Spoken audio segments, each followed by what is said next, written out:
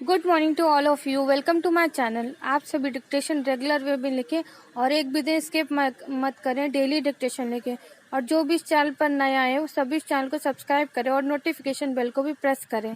साथ ही साथ मेरे टेलीग्राम चैनल स्टेनो विद श्रद्धा को ज्वाइन करें। वहाँ पर आपको डेली डिक्टेशन की PDF मिलेगी। और वीडियो अगर पसंद आए तो कमेंट करके ज़रूर बताएं और एक लाइक ज़रूर करें। नाउ डिक्टेशन स्टार्ट करते हैं। डिक्टेशन स्टार्ट होगी 5 सेकंड बाद, जिसकी स्पीड रहेगी 100 वर्ड पर मिनट। काले धन की महिमा अपरंपार है। इसे जितना रोकने की कोशिश की जाती है उतना ही फलता फूलता है। ताजा रिपोर्ट के मुताबिक स्विस बैंकों में जमा भारतीयों का पैसा बढ़ता ही जा रहा है।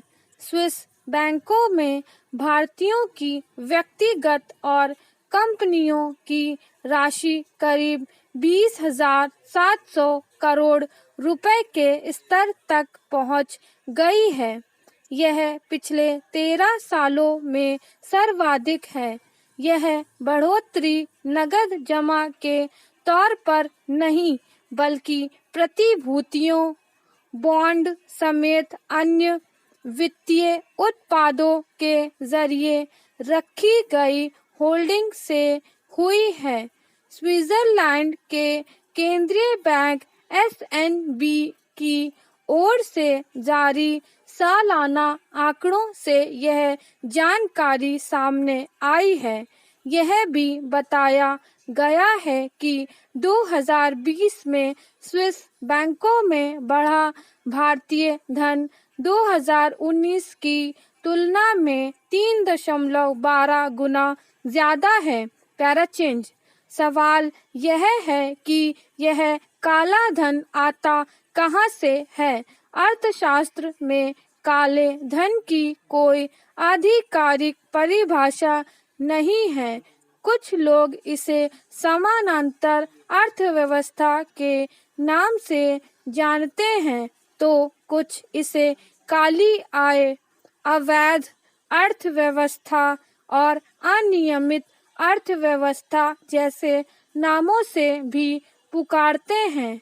यदि सरल शब्दों में इसे परिभाषित करने का प्रयास करें तो कहा जा सकता है, संभवतः काला धन वह आय होती है जिसे कर अधिकारियों से छुपाने का प्रयास किया जाता है। इसे गैर कानूनी गतिविधियों से कमाया जाता है। काले धन का खर्च मनोरंजन, विलासिता, भ्रष्टाचार, चुनावों के वित्त पोषण, सट्टेबाजी जैसी आपराधिक गतिविधियों पर किया जाता है, जिससे एक तरफ अपराध एवं भ्रष्टाचार को बढ़ावा मिलता है तो दूसरी तरफ एक समानांतर अर्थव्यवस्था खड़ी हो जाती है। वर्ष 2014 के चुनाव प्रचार में राष्ट्रीय जनतांत्रिक गठबंधन NDA और भारतीय जनता पार्टी ने काले धन को बड़ा मुद्दा बनाकर वादा किया था कि सत्ता में आने पर विदेशों में जमा काला धन देश में लाया जाएगा। बीते 7 वर्षों से इस पर चर्चा चल रही है, मगर SNB की ताजा रिपोर्ट से यह जाहिर हुआ है कि काले धन को रोकने के लिए जो उपाय किए गए हैं वे नाकाफी हैं। पैराचेंज। काले धन को काबू करने के लिए सरकार को सख्त कदम उठाने चाहिए। चुनाव में इसका प्रयोग रोकने के लिए व्यापक कार्य योजना बनाने की आवश्यकता है, क्योंकि यहाँ काला धन खपाना काफी आसान है। चुनाव में तो काला धन लगाकर उसे 2-4 गुना अधिक करने का रास्ता भी तैयार किया जाता है। राजनीतिक दलों को सूचना का अधिकार के दायरे में लाना चाहिए और इनके बही खातों की नियमित ऑडिटिंग होनी चाहिए। साथ ही हवाला कारोबार पर अंकुश लगाना चाहिए। स्टॉप। नेक्स्ट स्टार्ट होगी 5 सेकंड बाद, जिसकी स्पीड रहेगी 100 वर्ड पर मिनट।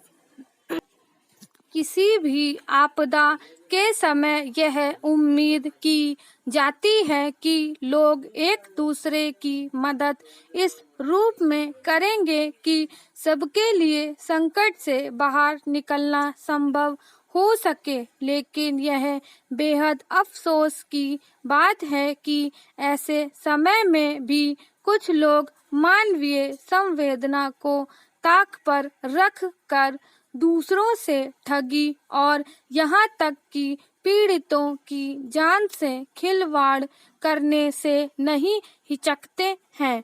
फिलहाल समूचे देश में कोरोना विषाणु के संक्रमण से बचाव के लिए सबसे कारगर उपाय के तौर पर टीकाकरण अभियान चल रहा है। सरकार अलग अलग स्वरूप में इसे संचालित कर रही है और बहुत सारे लोग उसका लाभ उठा भी रहे हैं।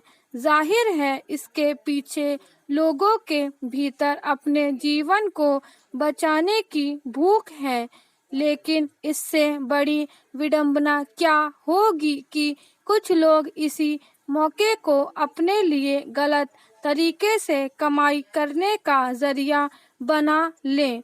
मुंबई में ऐसा ही मामला सामने आया है, जिसमें हर जगह चल रहे टीकाकरण अभियान का फायदा उठाकर एक गिरोह ने वहां की एक रिहायशी सोसाइटी में रहने वालों को अपने जाल में फंसाया और बहुत सारे लोगों को ऐसा टीका लगाया जिसके बारे में यह निश्चित नहीं है कि उसमें कौन से तत्व थे। पैराचेंज।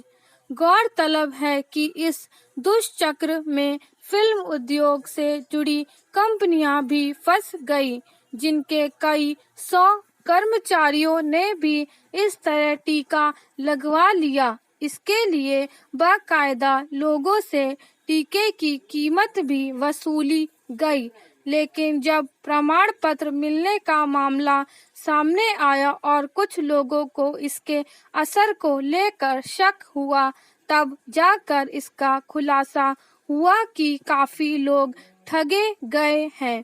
निश्चित तौर पर यह एक गंभीर आपराधिक गतिविधि है, जिसमें इस बात का ख्याल रखना तक जरूरी नहीं समझा गया कि इस धोखे से लोगों की जान जोखिम में पड़ सकती है।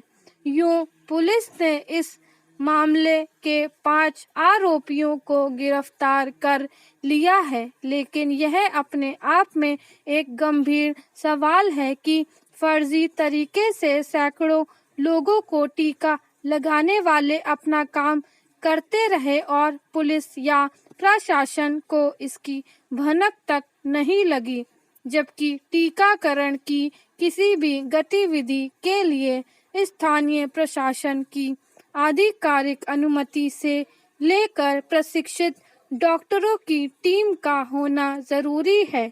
लेकिन फर्जी तरीके से टीका लगाने का यह काम सार्वजनिक रूप से चलता रहा और किसी का ध्यान इस ओर नहीं गया। पैराचेंज।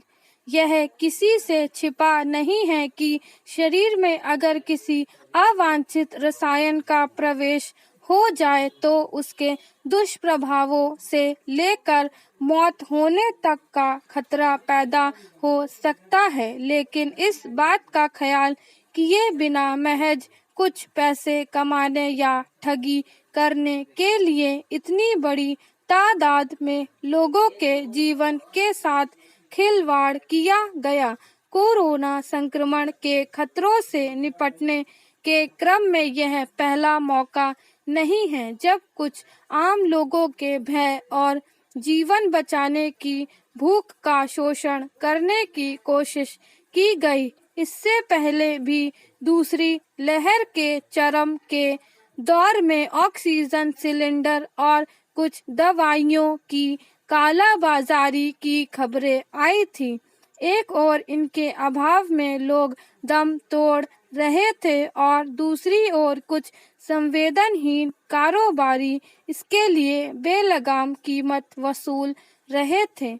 यहाँ तक कि जीवन रक्षक बताई जाने वाली दवाइयों की नकली खुराक भी बड़े पैमाने पर बेची गई।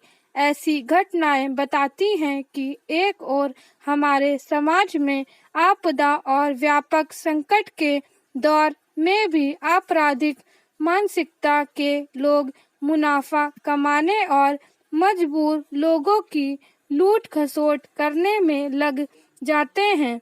दूसरी ओर सरकारें भी ऐसी गतिविधियों को पूरी तरह रोक पाने में लापरवाही बताती हैं। स्टॉप बरतती हैं।